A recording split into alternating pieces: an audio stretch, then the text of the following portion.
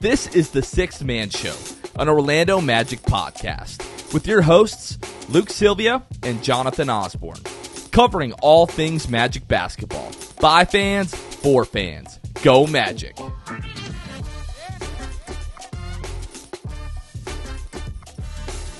What's going on, Orlando Magic fans? You guys are back with the Sixth Man Show. Today is March 14th.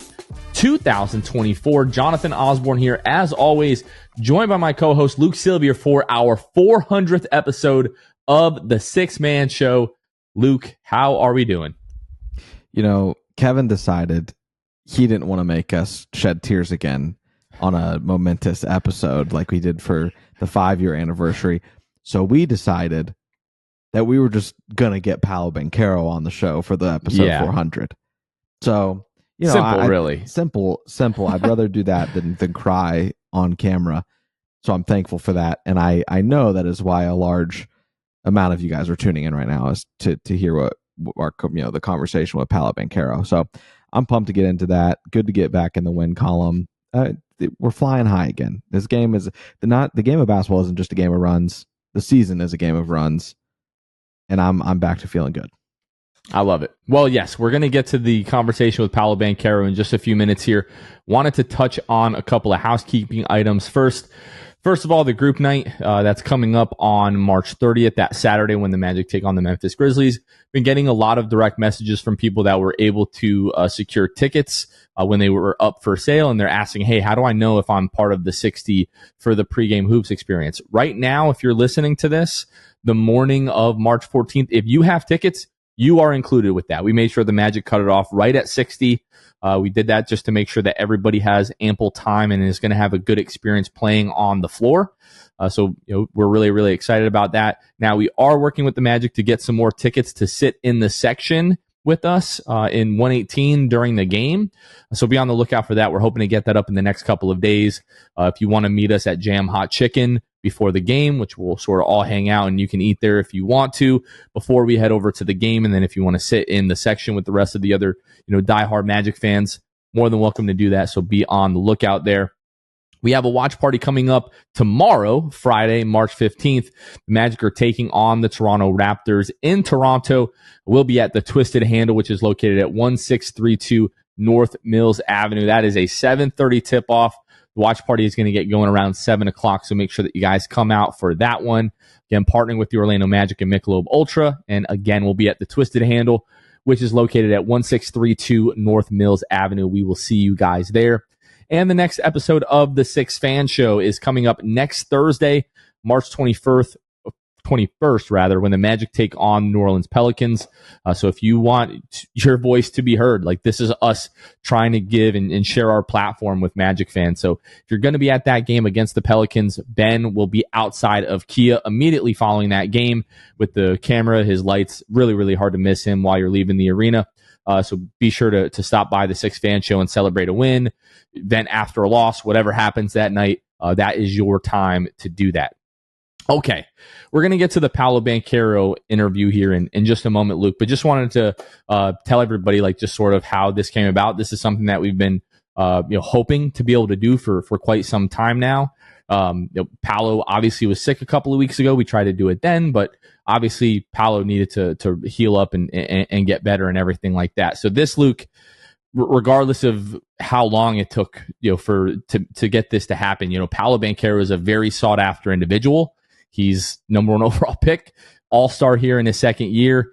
And it's really just like a dream come true. Like I was driving the other day to the Advent Health Training Center and thinking of what could we possibly do that could be bigger than this? And I don't think there is anything that we could do that could be bigger than this. There's things that could be as big as this, if we had Shaq or Penny or T-Mac or Dwight on the podcast, right?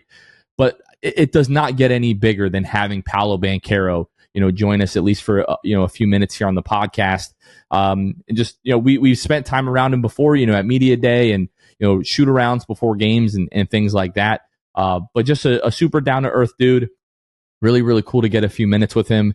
And yeah, somebody in our Discord, we were posting photos before we sort of leaked it to the public that, hey, we got to talk to, Paolo today and try to everybody sort of keep it on the down low. and somebody commented like, dude, what is your life? And that's exactly how I feel. I have no idea what our life has become at this point, but just super grateful for every single opportunity. And as long as we get to do stuff like this, I'm going to keep doing it as these opportunities, are presented to us. Super special. I'm just, it's crazy that, like you said, like you've been alluding to, the fact that it's nuts that we even attained a Paolo Banchero interview. And you said, what could be better? And next time, hopefully it's a Zoom call or in person, longer interview too. Like we are hoping that this is just the beginning of the Paolo Banchero appearance on the Six Man Show. But yes, like you said, hard to get him on in general. He only, goes really, like, as far as appearances, he did, Taylor Rooks. He's done the JJ Redick podcast as well, and he's done like Alex Kennedy and his podcast as well. And that's really, like, it's a short list, and it's always people that are way ahead of us in this space. So to have the opportunity for you to go and represent the show there, and shout out to our boy Ben going and holding it down on the camera side of things, as he does so well with the Six Fan Show, brought him into this, and just awesome for him to get to experience this as well and go to the practice facility and get to see everything happen. So, man, just shout out to everybody for making it happen, and to the Magic, obviously, and Paolo. Yeah, super happy that Ben got to experience it. That was the first thing that my wife asked when I called her after. She was like, how was Ben? And Ben was just like a kid in a candy store. He was just so thankful for the opportunity, and did a great job. So without further ado, let's go ahead and get into the conversation with Paolo Banchero.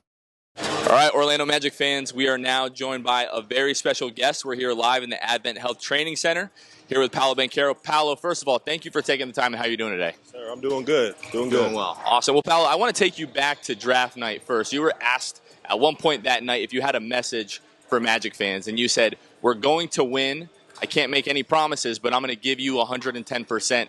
And Paolo, you've delivered on that message so far. How does it feel to have had such a big hand in turning this franchise around in a short time? And what are you most looking forward to with Magic basketball and playoff basketball here in Orlando? Yeah, I think it's just it's a huge honor, coming here. I just wanted to, like I had said, just, get this organization back to its winning ways and get us back in postseason contention and all of that stuff. So just happy that we were able to get there, so quick. It's only my second year, only the second year that this group as a whole has been together. So I'm just proud of the work we've put in. We've been talking about it, since my rookie year. So now that we're actually doing it, just is a testament to how hard we've worked and just our belief in each other. Paolo, one of my favorite things about you is how quick you are to encourage and uplift and trust in your teammates. And when they have their moments, you're not afraid to give them their shine. Why is it so important to you to be an excellent teammate, and where does that come from?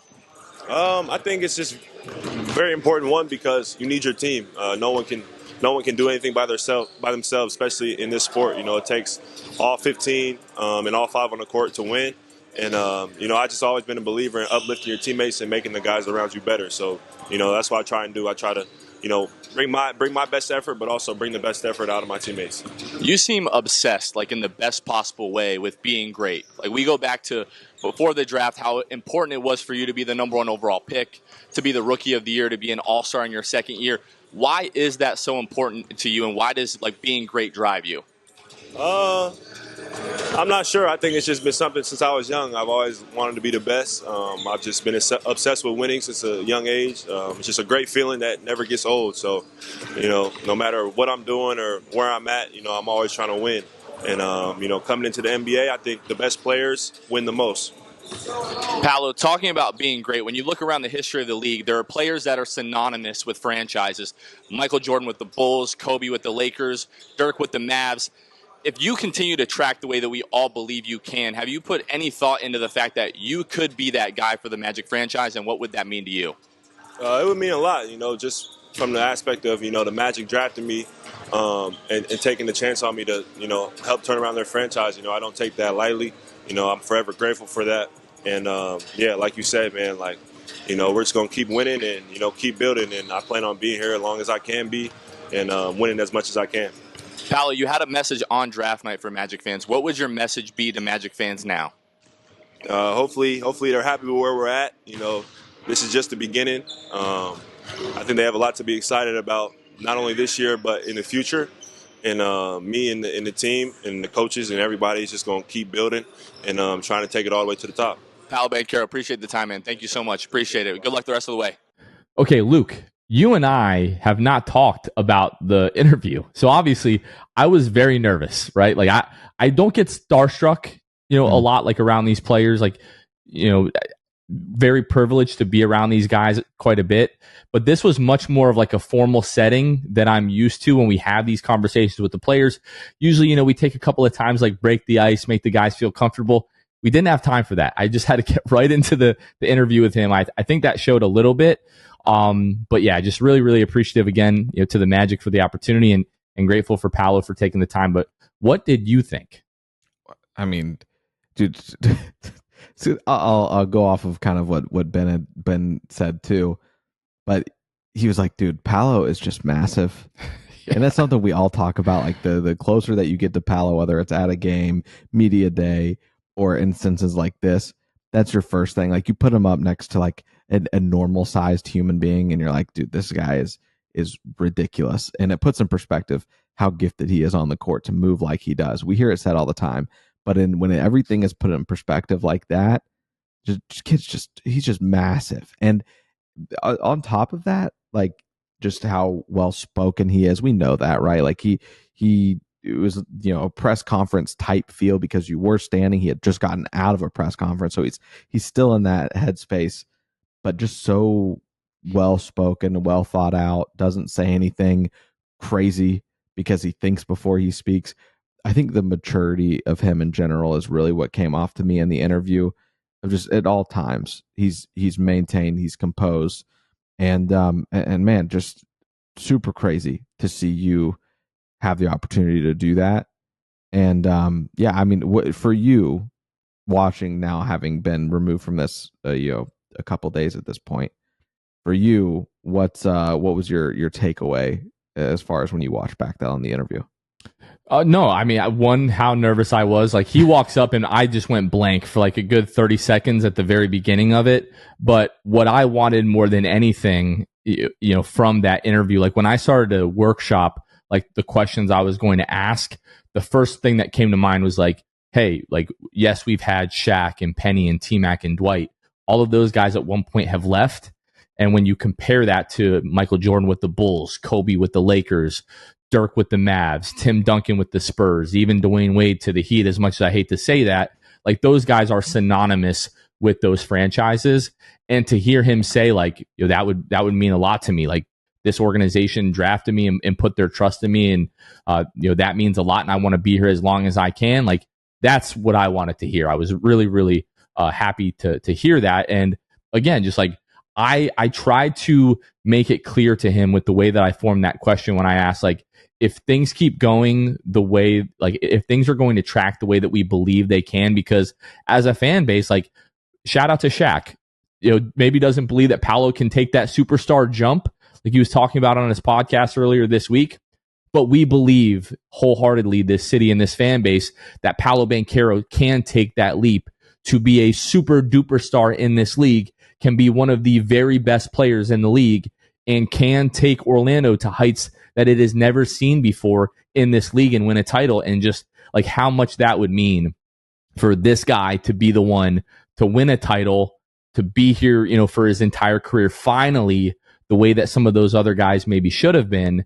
Yeah, that was the big takeaway for me, is like, him saying like, I want to be here as long as I can. It's like, we can't mess this one up, y'all. Like I've been talking about this for, I think even the end of last regular season. Like, forget about waiting for him to, have these different achievements and reach these heights. Like, we need to give this kid, forget the key to the city. We need to give him the city. We need to do whatever we can as a fan base to make it so apparent to him how appreciative we are of him and how loved he is and regarded in this city, so that he never even thinks about leaving. So that's where I'm at. That was my biggest takeaway. Getting to ask going into these interviews that we have, with different players, I always try to be of the mindset of like, what do Magic fans want to hear? Because a lot of times, like in these press conferences, it's the same old questions over and over again. And it's just like, oh, how are you guys going to prepare to defend this team? And how are you going to, scheme against this guy? It's like, we've heard that a million times. Like there are things that fans want to hear that a lot of times don't get asked. And that was like my goal going into that interview. And also, to be fair too, there's a time and place for questions. And sure. On our podcast and that platform, we have made it obviously our brand because we are fans. Like we want the fan perspective. We want the fan type questions. We try to maybe break a wall as hard as it is to do in the amount of time that we have with Paolo. I think you did a good job framing the questions, and I think you did a good job with that one about representing this team and being the face and the name that people think of when they think of the Orlando Magic. So yeah, I think that you did it well. I think you executed well. I know you're talking about being nervous. I think you crushed it. So Thank you. As far as that goes, man, like time and place, and I think that was the exact time and place for those questions for him. And hopefully you guys enjoyed it as much as we did, and just the simple fact that we got to have a conversation with him. Yeah, and I don't know how I came across, but I didn't mean like to disregard like how important those kind of questions are in the midst of a press conference. But like fans just don't usually get the opportunity to get the questions that like fans really want to get answers to. So when we have the opportunity, we try to ask those questions. Even sometimes if we're in a press conference and we're like, hey, this might be an uncomfortable question, but fans want to know. And because we have that privilege, we try to do that when we can. Last thing that I want to say about this is just like, this was a dream come true, like getting to interview Paolo Banchero one-on-one. Anybody out there that has, this is going to be mad corny, I really do not care. Anybody out there that has any kind of dream or anything that you're passionate about, anything that you want to do, all you need to do is actually want to do it. A lot of people say they want to do something, but they want the result. They don't care about the process. They don't want the process. If you want something bad enough and you're okay with the process, just keep doing it. It doesn't matter if you're not good at it at first. You can get good at things, but if there's something that you really want to do out there, like to me, this show is a testament of 3 guys, 5 guys, 8 guys, 9 guys, everybody on our team that like, if you really want to do something and you are willing to put in the work and you treat people the right way, things will eventually happen. So I'm going to wrap up my little cornball spiel. I don't know if you want to add anything to that or if we want to get into the state of the Magic. Yeah, before we do, I mean, just to add to the end of it, like it's as simple as show up and do the work. Like that's it. The consistency is legitimately the key, right? Like you and I didn't stumble into that, and we're grateful for it. But 2 days a week recording, post game lives now.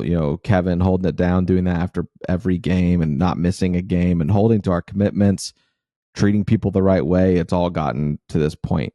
And it's crazy because I feel like we do this type of thing all the time now on the show because we just keep having the moments that just don't seem real. And we're truly just 2 Magic fans and more of us that are on, obviously, on the team with us. But yeah, that's the last thing to add. Just show up, do the work, be kind to people, be consistent. Let's go. All right, let's go ahead, Luke, pivot to the state of the Magic this week. The Magic are 1-0 so far this week, just 1 game on Wednesday over in the Brooklyn Nets. They currently sit 4th in the Eastern Conference with a record of 38-28 now. 13.5 games back of Boston, 4 games back of Cleveland and Milwaukee, a half game back of New York, who sits at 4. We're a game and a half now up on Philadelphia and Indiana, 2.5 games up on Miami. And by the way, Luke, we looked at it right before we started recording here. As of right now, per FanDuel, your Orlando Magic are the betting favorites to be the Southeastern Division winners this year, which is incredible. We're 6 games up on the Chicago Bulls, 8 games up on Atlanta. On the season, the Magic are 23rd in the NBA in offensive rating with a rating of 112.8. They're 4th in the NBA in defensive rating with a defensive rating of 111.3, and they're 14th in the NBA in net rating with a net rating of 1.5. Since the All-Star break, Luke, the Magic are 8-3. They are 16th in offensive rating, second in defensive rating, fifth in overall net rating. Luke, you and I had a conversation during the All-Star break of what it's going to take for this Magic team to continue to rise through the standings in the Eastern Conference and really finish out the regular season strong. And we said you need to beat the teams that you should beat. They're doing a great job of that after the All-Star break. Again, 8-3. And I mentioned that the Magic should be able to be one of the top 2 or 3 teams in defensive rating the rest of the way. And so far through 11 games, they're second in defensive rating. So playing really well so far since the All-Star break, Luke. And I mean, we've got 16 games to go. As you go through the schedule, it doesn't feel like 10-6 is out of the question. It actually feels pretty possible, which you go 10-6 the rest of the way, the Magic would be 48-20 or 48-34 on the season, which none of us believed was possible going back to October. No. No. It seems ridiculous to say, but it's realistic. And you and I mean, we've talked about it, right? Like my boldest prediction came when I said the Magic would finish as the 6th seed. Like kind of like our final thing before the season started. Had us finishing above the Heat, which at the time felt even a little outlandish. And maybe I was being biased in my prediction. But I was feeling good. The season was about to start. Everybody was 0-0. And I was like, I think I went down the standings and I said the Magic can genuinely finish 6th. I would love to find that in my notes now that we're getting here toward the end to find out what I had in that prediction. But yeah, it's crazy to me that you could legitimately finish the season with that many wins. And who knows where you find yourself in the standings at that point. Above 6, I would say. Well, so I have the Magic going 10-6, the rest of the way here, like when you just break down the schedule. And 2 of your last 3 games, which currently I do not have as wins on the schedule here, but 2 of those last 3 games are both against Milwaukee. So if the Magic, they have 30 or 47 wins by that point, they're going into that April 10th game versus Milwaukee. There's a chance, the Magic might only be, 2 games back of 2 or even 3 in the Eastern Conference. And there is a non-zero chance, Luke, that final game of the regular season, Sunday, April 14th, which tips off at 1 o'clock at home, there is a non-zero chance, Luke, that game could be for the 2nd or 3rd seed in the Eastern Conference. It is absolutely insane to say that. The Magic, they have to get a little bit lucky. They'd have to get hot. They'd have to play, even a little bit better than they've been playing the last couple of weeks. If they can stay healthy, I think that's possible, especially the way that, Jalen Suggs looks like he just transforms and shifts this team. Pretty crazy to think about that. I don't know. Is there a 5% chance that Sunday, April 14th game is for the 2 or 3 seed in the Eastern Conference? I think there might be a small chance that could be the case. And I'm kind of looking back at beginning of season stuff too, Jonathan. ESPN projected, and this is really not a knock to ESPN, this is just how ridiculous this team has been performing above expectations. ESPN had the Magic winning 38 games this year. And with your win tonight against the Brooklyn Nets, the Magic have won 38 games. You would have to lose out for that ESPN prediction to come true. And also, I'm looking here at like my projections for the season, like I just was talking about. Yeah, I had Bucks 1, Sixers 2, which, whatever. Celtics 3, 4 Cavs, 5 Knicks, 6 Magic. And then Heat at 7th, Bulls 8, Pacers 9th, Hawks 10. So even that, the possibility that the Magic could finish better than that still is crazy to me. And the fact that, you look at the standings, it's like Knicks and Magic are right there at 4 and 5, jockeying for position. It's wild to think that even, the most, a really realistic thing is that the Knicks and the Magic are going to continue to jockey for really just home court advantage in a 4-5 matchup. As much as I maybe don't desire that, it's wild to think that the Magic are even thinking about competing for home court advantage and more at this point. Let's go to the injury report. Jalen Suggs returned Jalen Suggs and Markelle Fultz both returned to the lineup Wednesday against Brooklyn. Jalen after missing the last 2 games, Markelle after missing the last game. good to get both of those guys back into the lineup. And then Luke, Tuesday, we had a Woj bomb, Orlando Magic related, pretty unexpected for, the second week here in March. But the Magic and Jamal Mosley have agreed on an extension that is going to keep Jamal around through the 2027-2028 season. Now, Luke, there's a little bit of confusion here for me because Adrian Wojnarowski tweeted out that this was a 4-year extension. However, Jamal Mosley's original contract with the Magic was a 4-year deal, which really wouldn't finish until next year. But that extension runs 4 years out from now. So it really seems like it's a 3-year extension. Seems like there's a little bit of confusion there. Probably doesn't really matter in the grand scheme of things, Luke. But you and I literally had talked about Jamal Mosley being extended on the last episode. But at least I was convinced that that would not happen until the summer. Like, that's just usually the timing where those types of things happen. I know we talk a little bit about that later on with our conversation with Jeff Turner, Luke. But what was your reaction to the Jamal Mosley extension news? I mean, well deserved. I wouldn't say it was a shock, but anytime you have Woj tweeting about your team, you get a little tightened up a little bit. and so to see that it was good news, and depending on how you look at it, if you don't think that Jamal Mosley extension is good news, then you're out of your mind. I saw a lot of irresponsible Jamal Mosley takes after your 2 straight losses that you took. It's only the first back-to-back losses since the end of January. Give Jamal Mosley a break. And with the young team and how ahead of schedule, I think we get really wrapped up in the present, and we don't think about the fact that, yes, of course he has his flaws, but the front office is projecting. And it's always a good sign when they're projecting that their coach can be a coach of the future that isn't just a bridge the gap coach like some of us, myself included, once thought, that once it was time to win, that we would maybe see that door revolve. But now it seems the ball is in Jamal Mosley's court. It is now in his court, and I do think that there is some strategy to this. I asked, in our JT interview, I asked him about this, but I do think there's some strategy in giving this extension as maybe serves as encouragement and like affirmation. And I'm sure Jamal knows good and well where he stands with his front office, and he can read the writing on the wall that they are ahead of schedule. But I think it was a nice thing to do. I think it was the right thing to do. I think it was the encouraging thing to do, to give him this extension before playoff basketball.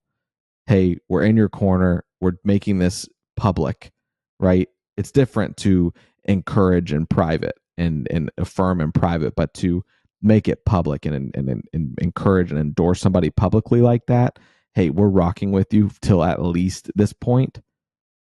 And it's just up to you to make things happen and get some wins and continue to win. That's super encouraging. And I think that it was a great move by this front office. Yeah, for me, not surprising at all that he got the extension. Like I said, we fully expected that to come this summer. I was surprised by the timing, just because, again, you don't typically see these moves at this point in the season. But when you look at Jamal Mosley's body of work, obviously the first year, 22-60, didn't really have a ton to work with there. There were, a lot of injuries that plagued that team as well. But the second year, you have the 12-win improvement. You go from 22 wins to 34 wins. The Magic are already sitting at 38 wins with 16 games to go. I think, it would be pretty crazy if the Magic didn't at least go 8-8 over those last 16 games, which 8-8 at the bare minimum would be another 12-win improvement from the season before, in which you got eliminated from the postseason in like your 79th game, if I'm remembering correctly. Mm-hmm. So just the upward trajectory and the way that he's been able to improve this team year after year. Yes, the roster has gotten better. Yes, the front office has done a great job with free agency and drafting, but anybody that thought the Magic should move on from Jamal Mosley, when over the course of 2 seasons, he gives you at least a 24-win improvement, 12 wins, at least, it seems like, year after year. And the way that this team, like the culture and the chemistry, you ask anybody in the organization who that starts with, from like top to bottom, like to a man, they credit Jamal Mosley with the culture and the expectations that he has set in that building. So yeah, it was a foregone conclusion that this was going to happen. super excited for Jamal Mosley. And yeah, here's to him getting another extension, 3 or 4 years from now. Would love nothing more than for Jamal Mosley to become the most tenured, winningest, first ever to win a title coach with the Orlando Magic. So a big, congratulations to Jamal Mosley. Well deserved. Luke, you have anything else that you want to mention on this? I mean, at this point, he is this is year 3, correct? So for him, like the longest tenured coach, obviously Brian Hill at 6 years.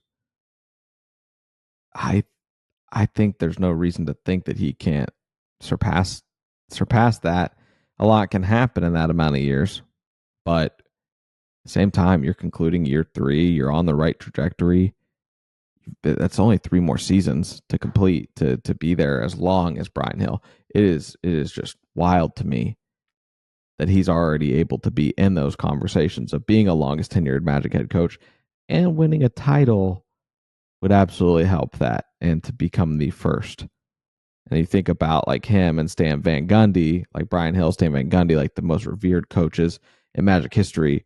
Jamal Mosley has a real shot to become part of that conversation and maybe known as the best. And there's a lot of way to go, but it's a possibility. And the fact that the door is open for Jamal Mosley, being that this is his first head coaching gig, is more than impressive. Got a long way to go, but the results so far have been pretty good. So let's just keep it rolling that way. And again, big congratulations to Jamal Mosley.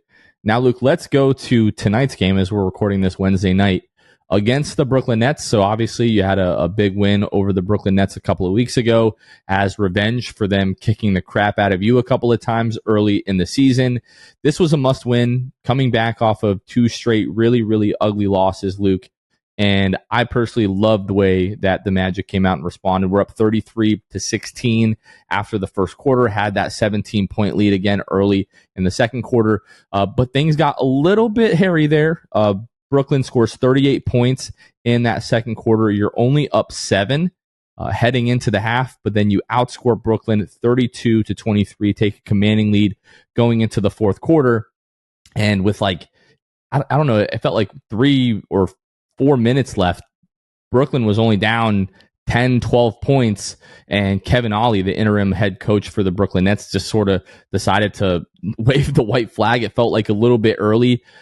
My rule, if your team is down by more than 10 with under 5 minutes to go, the game is almost always over, but you don't really see teams act on that a ton. But really, really impressive night for a few guys. Jalen Suggs obviously was huge in that first quarter, especially 14 points on the night for him, 4 of 8 from the floor. Paolo Banchero with a super quiet 21 points, 9 assists, 3 rebounds, 6 of 6 from the floor, 8 of 9 from the free throw line. Franz Wagner, 14 points, 5 rebounds, 6 assists. Wendell with 15, Gary with 13, Markel with 10, J.I. with 11. J.I. with the step back triple in the second half that I legitimately almost passed out from. When Jamal Mosley talks about doing it by committee, this is the perfect prime example of that. And the Magic defended well. They moved the ball really well tonight. I believe it was 29 assists on 40 field goals made. Really, really impressive stuff for the Magic tonight, and got back, Luke, to playing Magic basketball. Coming into tonight, the biggest thing was, Jalen Suggs back in the lineup, injury report becoming essentially clean, with Markelle Fultz also returning. Jalen Suggs making his presence felt. I mean, listen, he knocks the rust off with his first 3 that completely bricked. But then he gets to the rim and played a huge part in the beginning of the game. You look, and the Magic are up 10-2. Brooklyn already taking a timeout. And then you look and you're up 24-11. And it's like, man, this is incredible. The first quarter, you had 12 assists. You're on pace for 48 assists. After that first quarter, it slows down a little bit. There, obviously, you end with 29. Still, that's still a good assist number to end on. The Magic shooting, obviously that first quarter, you play great defense. On top of that, you shoot 5 of 9 from 3. But then that first half, if there was anything negative to take from this game, it is the end of the first half, right? Like you were alluding to, but they were up 58-43, and then with 2:20 left, they were up 58-43 with 2:20 left. But then kind of starting backtracking from like the 2-minute 42 mark left in the first half, this was what happened and took place for the Nets to then cut the lead to 7, go on an 11-3 run to close the half.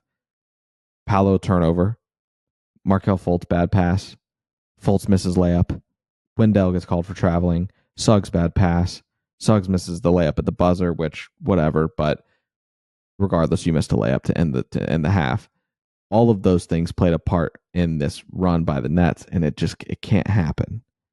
You can't let any opponent have life to end the half and feel good about themselves. That's when you put your foot on their neck and don't do dumb things like travel, throw the ball away, those sort of just the simple turnovers that this team seems to struggle with some of the time.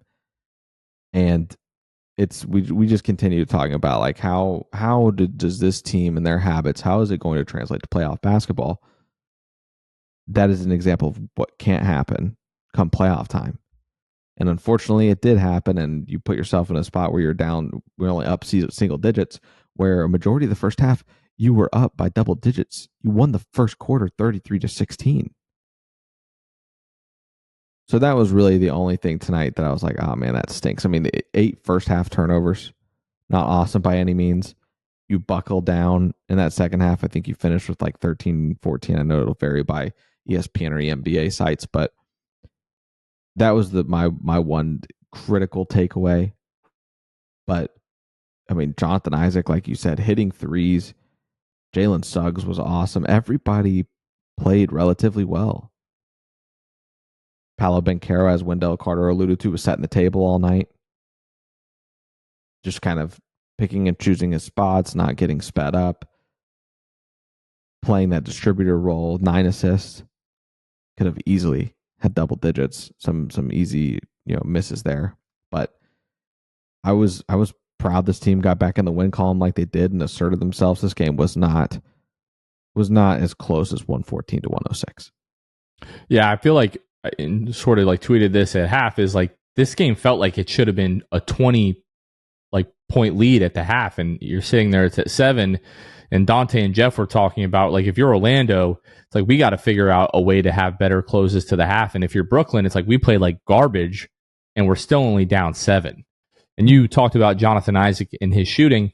Vazon tweeted tonight that Brooklyn Nets guard Cam Thomas after the game said, Jonathan Isaac making contested threes. Those are shots we live with. And then he followed up the tweet with Jonathan Isaac is shooting 45% in his last 30 games from behind the arc. Now it's 44 attempts. It's relatively low volume, but that is promising that, J.I. started the year pretty rough from behind the arc. A lot of air balls hitting the side of the backboard. Maybe he was just knocking off 3 years of rust. But like recently, this last stretch, like he's hitting spot up threes. He's, that one dribble to the mid range, pull up. He's knocked down some of those, knocked down some turnarounds as well. If you're getting like decent shooting from Jonathan Isaac to go along with the elite defense, that is just such a massive bonus, and he can be a massive game changer for the Magic down the stretch here and come playoff time. And Luke, to your point about the turnovers, like we're now 66 games, I think it is, into the regular season. Turnovers have been an issue all year long. I don't expect the Magic to just wake up one day and be a team that doesn't turn the ball over a ton. And going into the playoffs, like that is absolutely going to be a problem. It may help the Magic with how much like playoff pace slows down and teams aren't really running as much and getting out on the break.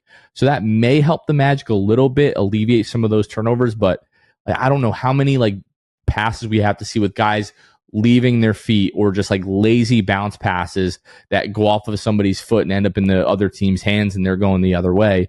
But that and the free throw shooting, there was a lot of missed free throws in this game as well, especially early on. And to me, no team is perfect. Every team has their weaknesses.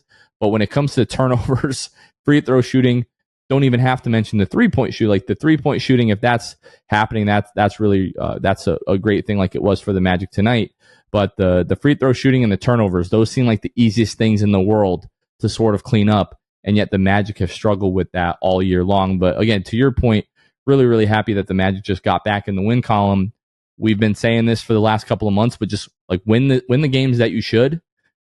You can only play your schedule, and the Magic continue to win the games that they should. So hopefully we can keep that going here, Luke.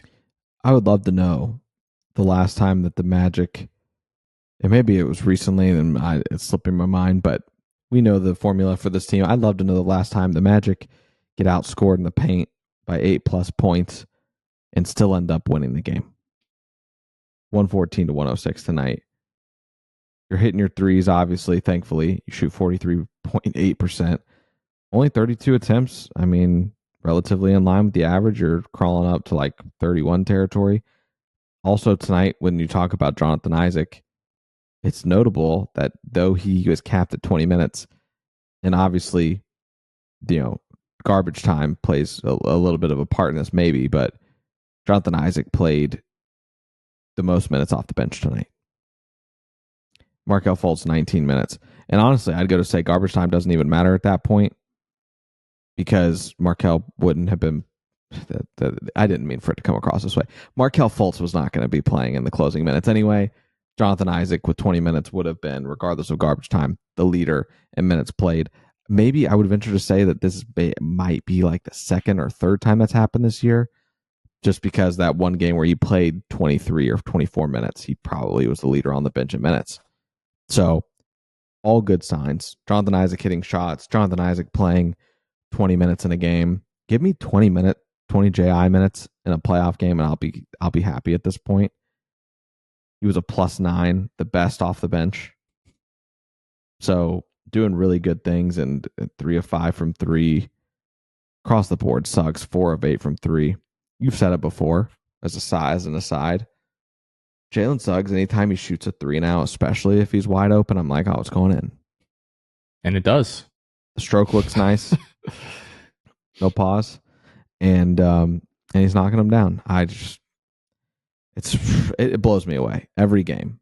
I'm like, I cannot believe this is the same dude who was shooting like 20% from 3 his rookie year. Going back to Jonathan Isaac, he's only had 6 games this year where he's played more minutes than he did tonight. And like you said, had this game come down to the wire, there's probably a good chance that he's in this game for the last few minutes, and this probably ends up like his second or third most minutes played this season.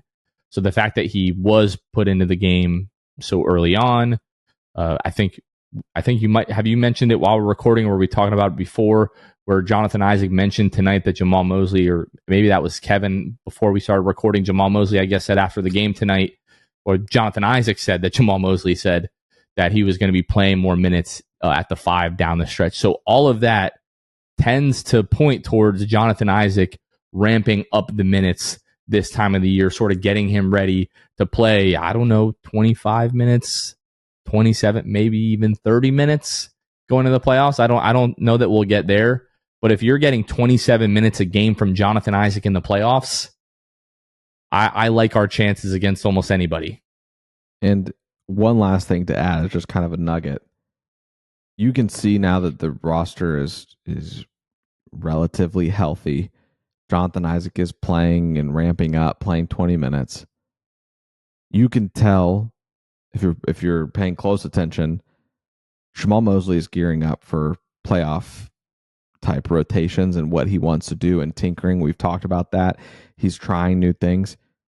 Tonight in this game, the Magic had apart from garbage time, the Magic had 4 maybe new rotations, like groups of guys that we have not seen touch the court together this year. And so that'll be something that you just are able to continue to track, and we'll see how they perform together and if Mosley sticks with them and whatnot. But there were some interesting ones. There was a Fultz, Cole Anthony, Paolo, Joe Ingles, J.I. lineup. I don't think I hated that. and some others as well, like I said. But you had Fultz, Gary, Suggs, Paolo, J.I. That was another one. And then mainly it's just like J.I. getting integrated again on these rotations where, like, if he's playing early minutes, I think it was Jeff Turner said this early in the broadcast, but he said Jonathan Isaac playing early minutes are a great sign that he is going to play a decent amount that night. So, and he goes on to play 20, as we said, and he's in a lot of the reason that these lineups are new, one of these rotations and stuff, like he's a big part of that. So something to keep an eye on. I know I'm going to be keeping an eye on it and seeing how these lineups are doing. And as we get closer, we're going to continue to see how Mosley is thinking about doing his rotations come postseason. Let's take a minute to talk about our Patreon. So our Patreon is the group of our listeners and followers, supporters that literally help make every single episode possible. We have varying tiers with different benefits, from just helping support the show. $2 a month, you just want to contribute that. $5 a month, you also get access to our Discord channel. $10 a month, you get also access to our monthly Zooms, which we're getting ready to do one of those on Thursday here. And then our elite tier, we can get up to 35% off select Magic home tickets throughout the year. So if any of that interests you, you just want to help support the show any way that you can find us at patreon.com/the6man show. We have a brand new patron this week. Shout out to JR Ponce, who joined at our elite tier. Really, really appreciate the support, JR.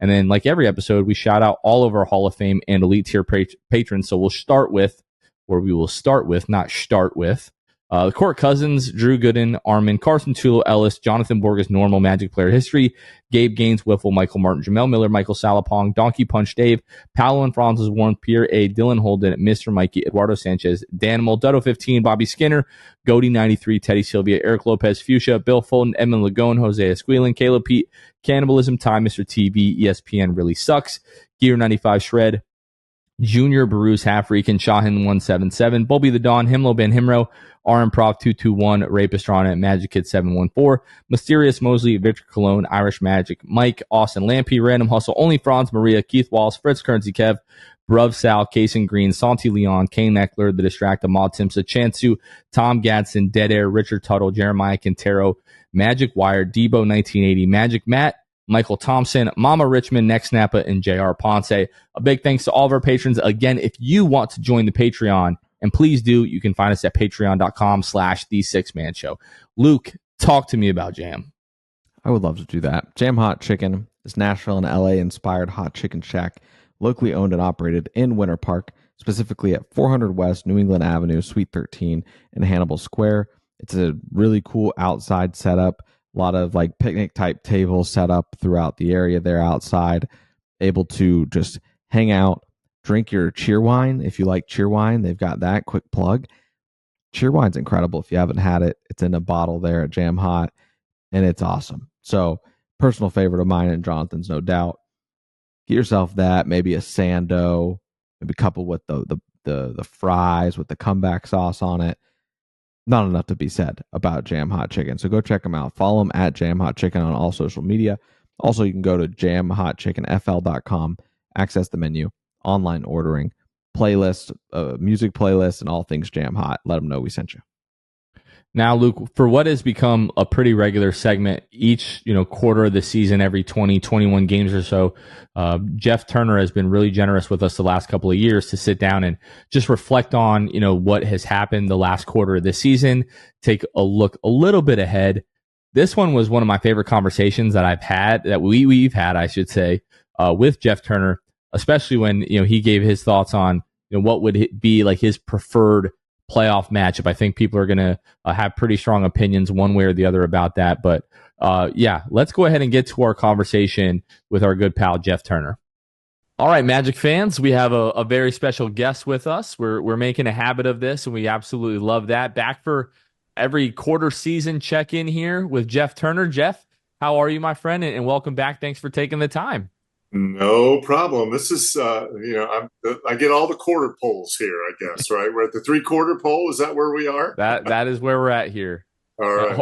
Hopefully, the next check-in will be like after the playoffs. Not the end of the regular season, okay. but hopefully we'll have a playoff series to talk about the next time that we meet with you, Jeff. But today, as we're recording this on Tuesday, this morning, the contract extension for Jamal Mosley was announced by the Magic. Met with the Magic media today and discussed that. Jeff, I just wanted to ask, first of all, just how excited and happy are you for Jamal, and what growth have you seen from Jamal over the past 3 years, sort of leading up to this much deserved extension? Yeah, I think I am so happy for Jamal. I mean, you guys have been, or anybody that comes in contact with him knows he's just a really good human being, right? Like, he treats everybody with such respect. As far as the growth, I think the growth in him as a coach is reflected in the team itself. It's really been fun to watch because he made it a point early in his first year. He wanted to keep everything very simple. And I think one of his mottos was dominate the simple, right? And he just, each year he's challenged the guys, and, that it's really the first time in a long time that I just feel like the team has an identity. And, it's like, when you're a player in the NBA, you immediately you think of the opposing teams. You go around the league. Oh, well, the Lakers are this, or the Celtics are this. I think around the league, you listen to coaches talk before games and everything, and they all talk about this is a strong defensive team.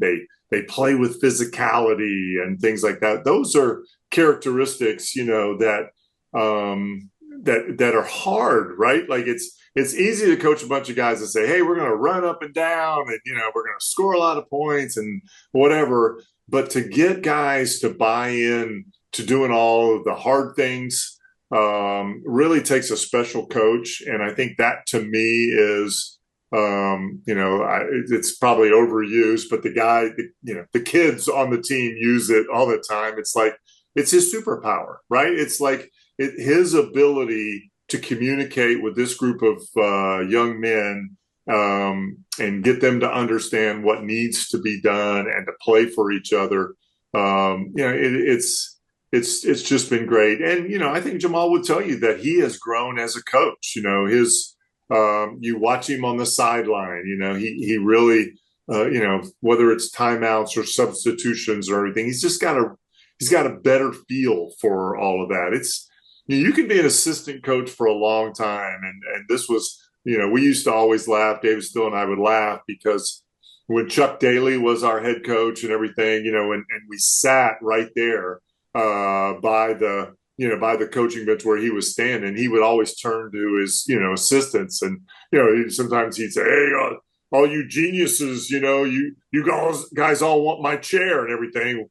Give me something, give me some solutions. And then he would go over and he said, it's hot in this chair. This chair is really hot, and a lot of pressure in this chair. And so to move from being an assistant into that chair and understanding the responsibility of it, I think he's done a great job of that. I'm just thrilled. And, for the amount of years that he's going to get is great as well.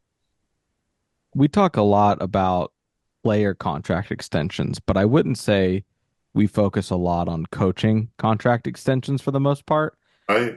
When it comes to players, you often hear once they get that extension, they basically just say I'm glad I've wiped my hands of that. Now I can just go out and play free. Do you think that maybe there was some strategy with the front office, and maybe Mosley might not get caught up in it as much as a player thinks about it, but do you think that there's some logic and strategy to giving him that extension before playoff basketball so that there's no thought about that? I don't know, genuinely asking, because I don't know, obviously we don't know where his headspace is, but just that question, that comparison between a player and how they think about an extension versus a coach. Yeah. I don't know that I could speak for Jeff Weltman and, why, and everything, but I just know, I'm sure from Jamal's standpoint, just knowing him, over the last few years, his whole thing is, I do the work and I'll, that's what I can control. I'll just do the work and I'll be prepared. I'll have them prepared. And then kind of let the chips, they play out, fall where they will, or however you want to say it. I think, from the team standpoint, I think, you're looking at it. We're more wins than we had last season. You're seeing growth. If you're watching closely, you see the relationship that Jamal has not only with his own players, but players around the league. You really have a genuine affection for him too. So, it's probably the right time to reward him because it's deserving. And, he is one of the bright young coaches in our league. I honestly, and it's probably, there are so many guys doing great coaching jobs this year, but like when people are filling out their ballots, like they gotta be thinking about Jamal Mosley, right? When they're thinking about coach of the year, he may not win it, could win it. I don't know. Again, there's so many guys doing great work in our league, young coaches, but at least you got to think about him, right? You got to think, golly, man, what Jamal Mosley's doing down in Orlando is pretty special. And I think that's, that's a sign that, when you get the respect of, the media and his peers, that's pretty special. Completely agree. Jeff, we want to go back to really the games since we talked to you, about a month and a half ago. We've checked in roughly every 20, 21 games or so, like you mentioned at the quarter poll marks. Last time that we talked to you, the Magic were 23-21. Since then, they've gone 14-7 over those games. They've been the 20th ranked offense in the league, the 4th ranked defense, and have been 8th in the league in net rating. Again, 14-7 in those 21 games. And now they sit in the 5th spot in the Eastern Conference, a half game back of the Knicks and a half game up on the Philadelphia 76ers. Last time that we talked to you, the Magic were really banged up. They were in the middle of that brutal January stretch. And since then have really been stringing some wins together, especially after the All-Star break. Other than health, maybe, which we all know is a big factor, what do you think has been like the biggest difference with this team and helping them in their ability to win games? Well, I think, the one thing that has been a constant all season is the defensive ranking, right? I think maybe for a week we fell out of the top 5, but for the most part, we've been a top 5 ranked defense in the league. That's huge. You can win games even if you're, playing poorly on the offensive end. The health is important.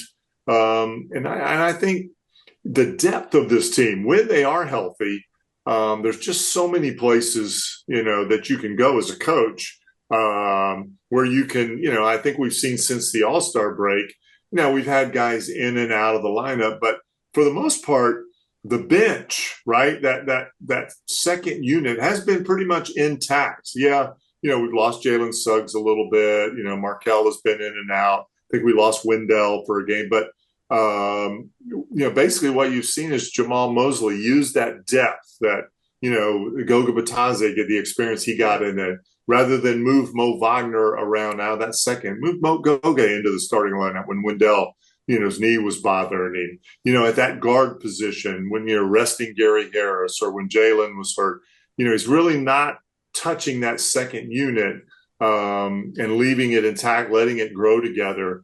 I think, that part of the coaching has made that possible. And then, of course, you guys were teasing me. I remember the last time we were talking about the schedule coming up and, is it Tankathon, Luke, or whatever it is? We had this conversation. I said, oh, well, supposedly we've got an easier schedule coming up. Well, you've kind of seen that play out a little bit now. I'm a 5-game segment guy. I don't look much further than that. But you're starting to see we're taking care of business against the teams that we're supposed to. What are we, 21-8 on the season against sub 500 teams? I think it's in that number somewhere. That's really good. That's what you have to do. And we've had a heavy dose of those teams, and we've, I think that's a big part of the winning. And hopefully, I'm assuming we're still in the top 10 in that category. You guys will have to fill me in on that. But, the strength of schedule But it looks from my eyes that there's a lot of games that we should win, right? We should win going down the stretch. Yeah, we're Absolutely 25th shouldn't. in remaining strength to schedule, so still have one of the easier schedules remaining. Yeah. Yeah, you've got along the way here 2 against Charlotte, 1 against the Blazers, the Grizzlies, 2 against Toronto, as we know, 1 against Brooklyn, as we know, and 1 against Houston. Jeff, you talked about just taking care of the games you're supposed to being a sign of maturity just now. And in the same vein, just talking about the maturity of this team, we've been seeing the Magic shooting the basketball better from 3.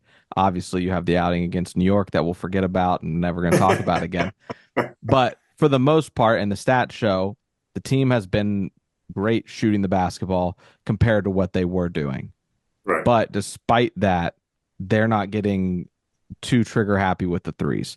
They're still hovering around like 30 to 31 threes at the most per game. Can you just talk about how impressive that is for people who maybe don't know and don't think about, but how impressive that is that this young team hasn't just fallen in love with the 3 ball because they know at the end of the day what their bread and butter is? Yeah, I think that's something that you watch, and I think they've learned, that and when they do, and they do, and sometimes fall in love with it. They get frustrated trying to score. We saw it against the Knicks, obviously. That I think that's one of the things. And again, I think this all goes back to coaching as well, is getting your team to understand what their strengths are and really showing them on video.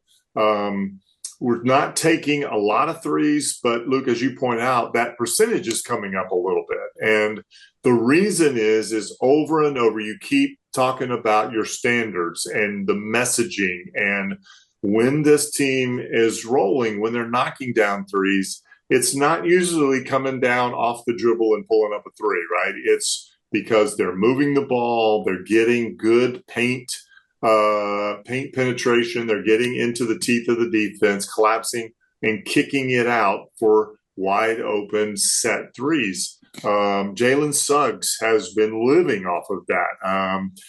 He's done a great job he understands what that means now. He doesn't, the coaches, particular Jeremiah Boswell, our shooting coach, spends a lot of time with he and Anthony Black, and just moving into spots, moving into areas, understanding how if a guy's driving this way, moving into his line of vision, setting your feet, shooting balanced feet set threes.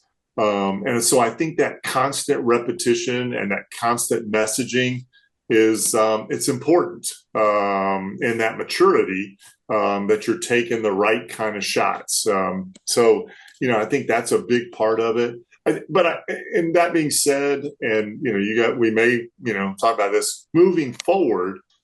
I think we've got to grow some more. There's still a lot of growth, because as we've seen against New York and against Indiana, as the physicality of the end of the season and on into the playoffs, and you're not getting easy drives into the paint and things like that, as teams are scouting a little better. And, okay, well, with the Magic, this is what they do well. What can we take away? Maybe some of those shots will be harder to get, but you still have to remain disciplined that, it's still not the shot you want, a running off balance 3-pointer, or something like that. So, it's going to get more difficult, and that's part of, what we should be looking for going down the stretch, is how the maturity of this team, what they've done so far, can they translate it now as things start getting tougher? Jeff, a couple of minutes ago, you sort of alluded to like guys being in and out of the lineup. You yourself have sort of experienced guys in and out of the lineup this year, with David Steele not traveling as much and Dante Marchitelli sort of filling in roles. Yeah. Obviously, David is an all-time great at what he does, and we have raved again and again on our show about how great of a job Dante Marchitelli has done this year in filling in for David Steele in some of those games. What has that adjustment been like for you? I know you have great chemistry already with Dante, What is that like for you? Like going from like one game where you're calling with Dante and then David and sort of back and forth. What's that been like for you this year? Oh, it's been a play. I mean, it keeps me on my toes, right? Like like the only way, and I've told you guys this before, that, like with David, it's like, I just feel it's like, two guys like watching a game together, could be in the living room and we're just talking about the game of basketball. We've been doing it so long. We're such good friends that it's just, I swear I could just sit down, watch a game, and it would be fine. With Dante, the chemistry is there, I think. That's what people tell me. They enjoy the two of us together. But it's like anything. It's like, playing basketball with a, 15-year veteran and playing basketball with a rookie. There's maybe there's a lot more energy. Dante's very energetic. He's excited. It gets me excited. We both make mistakes, sometimes that, like David never makes mistakes, right? Like, but it's different. And for me, it's, I've just enjoyed it. It's refreshing,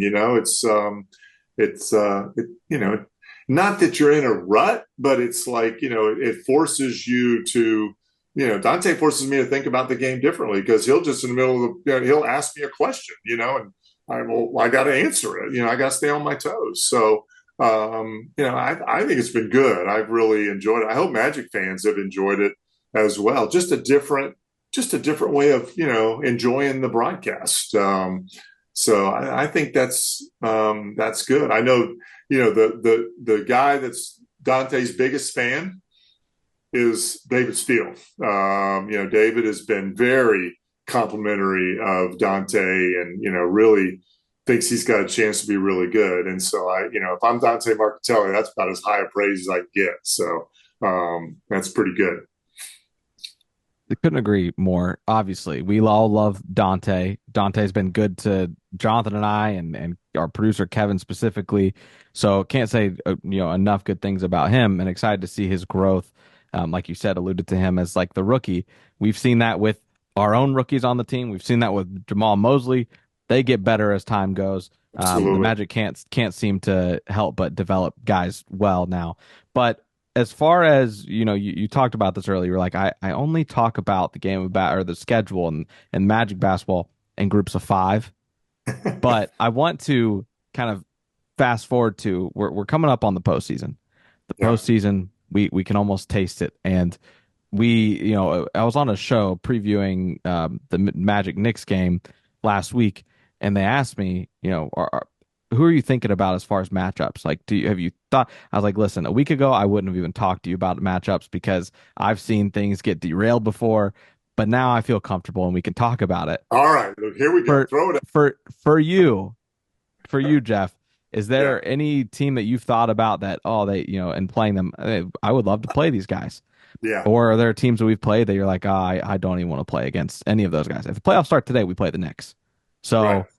But obviously that's not what's going to happen. But I mean, it gets you thinking for sure. Right. So I don't even know. I'm just going to go here, right? Because this is who I am, right? I'm a competitor, right? And so and you also maybe know that I like a good rivalry, right? And I am alone in and you guys know where I'm going, and you're probably thinking, no, JT, no, this is not one on one. But for me, part of me, no, a lot of me, I really want the Heat. And I know it's there's just look at you, Jonathan. There's not a team on the planet Earth that I despise more than the Heat. There you go. That's what I'm talking about, right? I want it to be a rivalry, right? We've had in 35 years of Magic basketball, 36 years of the Miami Heat, we've only been in the playoffs together once. We've only met one time, right? Back in the 95, 96 or 96, 97 season with Penny Hardaway. I think it was even a 5-game series back then, right? There's nothing to generate, right? We haven't really been good at the same times, in a long time. And so kind of at this point, I just think it would be fun. Think about like the passion of the crowds. Like, I mean, just the broadcasts and everything. And would there be, John, seriously, I know they've beaten us 3 times this year, right? We struck. Eric Spoelstra mucks up the game. He makes it hard and everything. But what if? Like, what if you beat the Miami Heat? Like, talk to me now. What kind of feeling would that be? That's all I'm selling, right? Like, Listen. Wouldn't that be? That would be playoff basketball. Now, some people hear me and say, yeah, but why can't it be in the second round? Well, okay. But you asked me the question, Luke, so I'm just being honest. It's probably not, like who we match up the best with, but, I'm one of these guys that think, like, yeah, would it be a struggle? Would it be hard? But like the payoff, what would the payoff be? If you had bragging rights in the state of Florida, that would be pretty good. There's 2 outcomes in this hypothetical 2-week window of a Magic Heat playoff series. The best week of my life and the absolute worst week of my life. There's no. But let me ask you this: like every time we play the Heat, isn't it like if we lose, right? Isn't it just the worst thing ever? Like it's exactly. So like yeah, but you just have to weigh like put your pros and cons list together and think about the pros. Like, wow, like, isn't there somebody down in South Florida that you're just dying to say, like, ha, ha, ha, I told you so, something like that. I mean, I'm just throwing it out there. Now, who do we match up with better? I don't know. We've beaten the Knicks 3 times, but they weren't healthy. We've beaten the Pacers. We own the season series with them. Cleveland's banged up and everything like that. Yeah, that's great. But then does it have the same, like when you think about it, does it have man, if we beat the Heat, now that would be something. Maybe it's too soon. I don't know, but we'll see. Well, we've talked about it. We've talked about it before, and I love your zeal. You're definitely a competitor, as you said. But we've talked about it before, and we've said we feel this is a rivalry, but it feels very one-sided at this point, yes. Right? Yep. And so we would love nothing more than for it to become two-sided. Like you said, Jeff, that's what this would hopefully accomplish. As long as you get 2 games, I think that you would earn some respect. You can't get swept, and you can't get gentlemen swept. It can't happen. It can't, because we'll never hear the end of it. And then they're going to be in Kia, and that would be a nightmare to hear. Let's go Heat chance in the playoffs and Kia. But there is a lot of payoff there. And you've got me thinking, because before I was thinking matchups, and so I was saying, the Pacers, who allow the most points in the paint. I said this on the show. Yes. That I would love that. But when it comes to the Heat, yeah, the narrative is there. The Florida rivalry, I think you could really drum something up there. Jonathan, are you completely one to steer away from the Heat, or are you slowly becoming more on board, or are you just scared of the outcome? Well, to be perfectly honest, like, fans of the show have heard me say this for years. I have never thought that the Heat are all that. Like, yeah, they've made runs to the finals, but like last year they snuck in, through the play-in, and they just had one of the greatest like shooting apparitions we've ever seen in the history of the playoffs. They went from the worst shooting team all season long to the best shooting team, their entire playoff run last year. So I don't know. To answer Jeff's question about it, do I have like a fan in South Beach that I would want to message? There's about 10,000 of them on Twitter that I would absolutely love to rub a Magic playoff victory in their face. All right, you talked me into it, Jeff. Let's get crazy.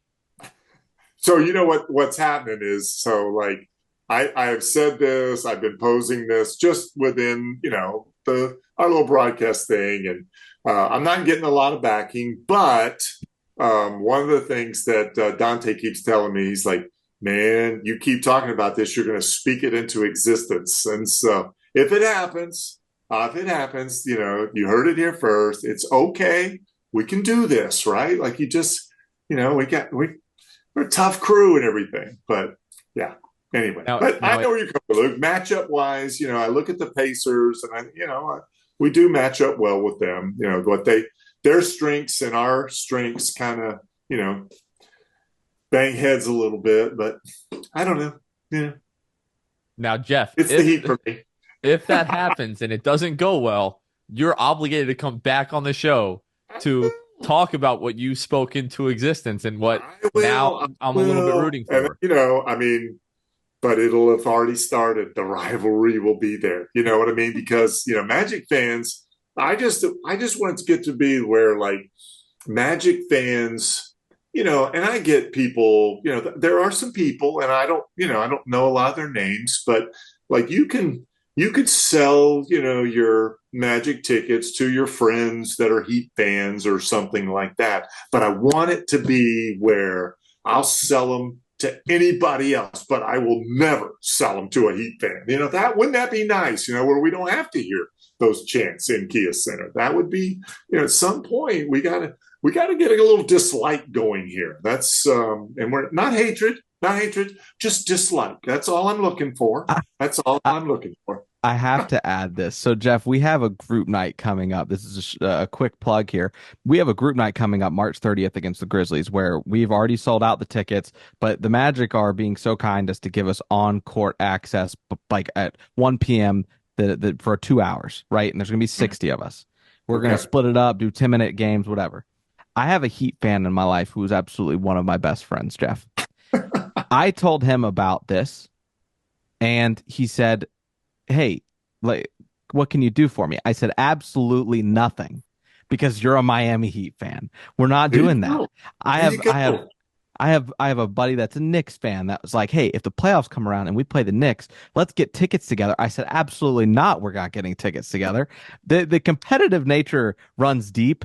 And we need it so badly when it comes to a rivalry. I think you easily could develop one with the Knicks. They already are starting to hate us, their fans, because we beat them so many times. You have it with them, even though they're not an ideal matchup. You have it with the Heat, maybe not an ideal matchup, as they defend the paint super well. But I think I'm all on board with just let's use this. We're going to learn a lot of lessons about this team in the postseason, but let's use it as a rivalry building experience. And I think you're really onto something. I was not going in that direction at all. But I think unlike your team that you haven't really talked into it yet, you've got me on board. It's great content, by the way, too. And we do a podcast, so I'm all about it. And Jeff, you said this like, I hate the Heat. Like, I genuinely despise and hate the Miami Heat. So I'm all for it. I want to ask you, Jeff, before we let you go here, before the postseason, we've still got 17 games here in the regular season for the Magic, a lot of those games being at home. What are you looking for from this Magic team over the course of the last 17 games?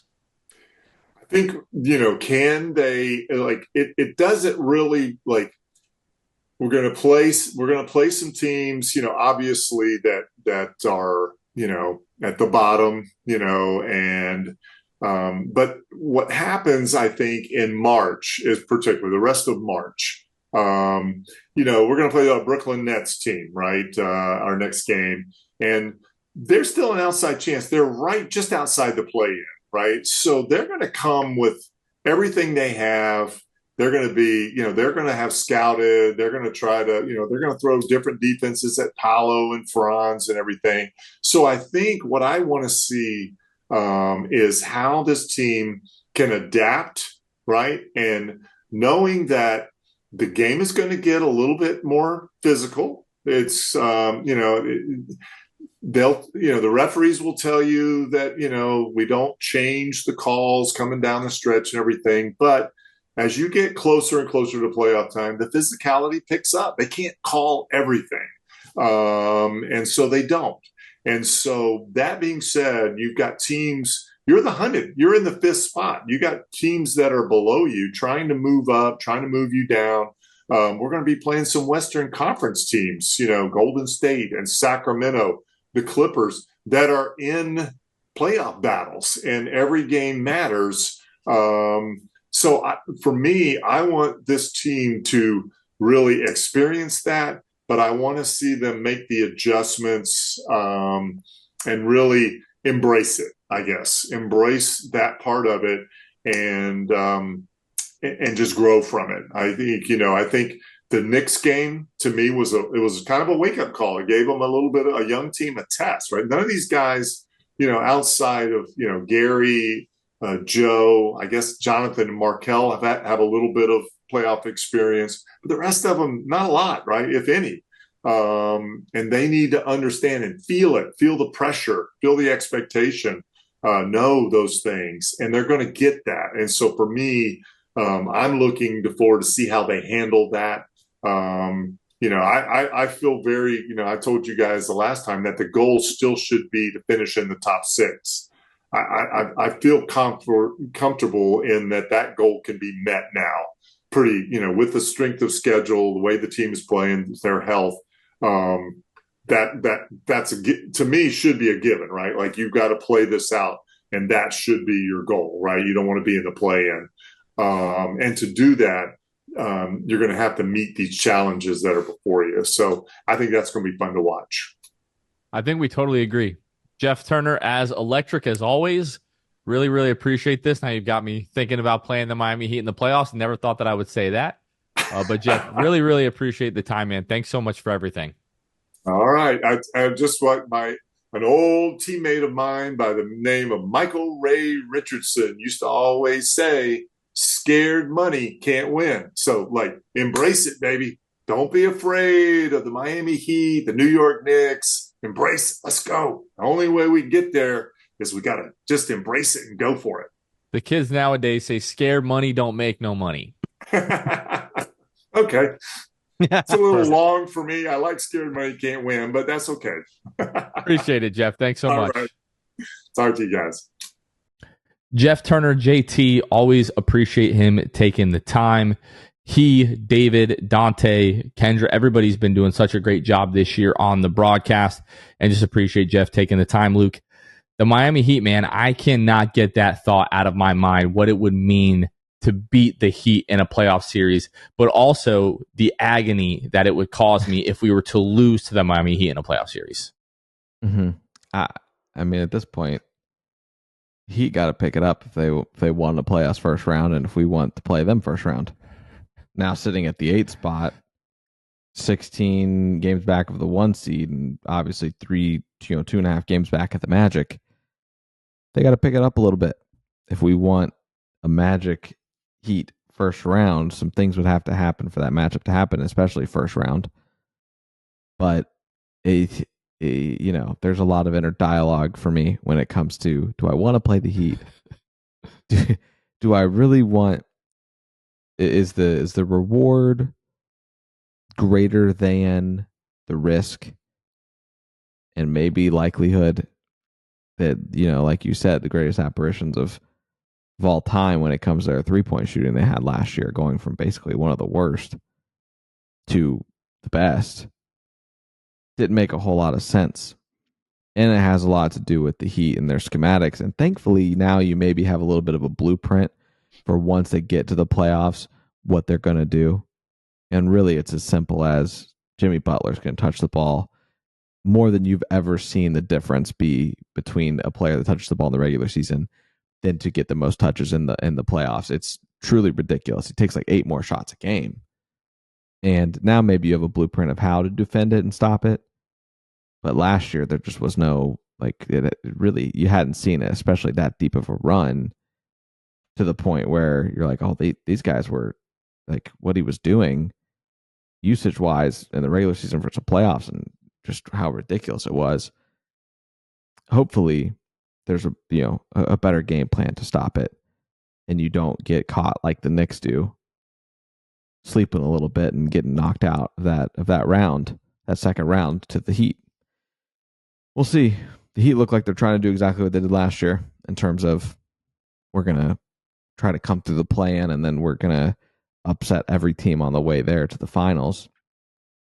Hopefully the Magic, I would love for the Magic to be the team that just puts a stop to it, and it isn't able to happen. But I don't know. It's a big risk. Yeah, Miami's a much better 3-point shooting team than they were last year. Last year in the regular season, they ranked towards the bottom of the league. This year, they're like, I think 10th. They're like 37, almost 38% from three, if I'm not mistaken here. So, I don't know how I would feel about that. It would be one of the greatest joys of my life, or one of the most depressing moments of my life, depending on how that series would go. And all of my friends in my personal life, they know that I just absolutely despise the Heat. I had 7 guys at my house last year for Nuggets Heat game 1, and just seeing how hard I was rooting for the Nuggets, almost as if they were the Orlando Magic, because I was rooting that hard against the Heat. And a few of my buddies would love nothing more than to see me watch the Magic lose to the Heat, because they're awful friends, of course. So, again, looking forward to being in the playoffs in general.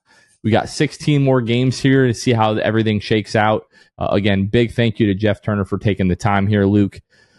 Luke, this is a big episode that we're doing here. Recap the big win over the Nets. Paolo Banchero, Jeff Turner on the pod. Episode 400, we had a really great episode for the 5-year anniversary. It just so happened to work out that Paolo is part of episode 400 for us, and Jeff Turner. Luke, I think that's going to do it for this one, unless you have anything else that you want to go over. No, the sky's not falling. The Magic are back in the win column, and you got a few more favorable matchups to go. So let's win them and continue this win streak. Let's do it. All right, that is going to do it for this one. For Luke Sylvia, this has been Jonathan Osborne. You all have been listening to The Sixth Man Show, and we will catch you guys next time. See ya. Thanks for listening to The Sixth Man Show. Be sure to subscribe on iTunes and Spotify to get new episodes downloaded directly to your phone. If you enjoyed the show, please take a minute to give us a 5-star rating and a review. It helps out the show a lot. Follow us on Twitter, Instagram, and Facebook at Sixth Man Show. We'll catch you guys next time. Go Magic!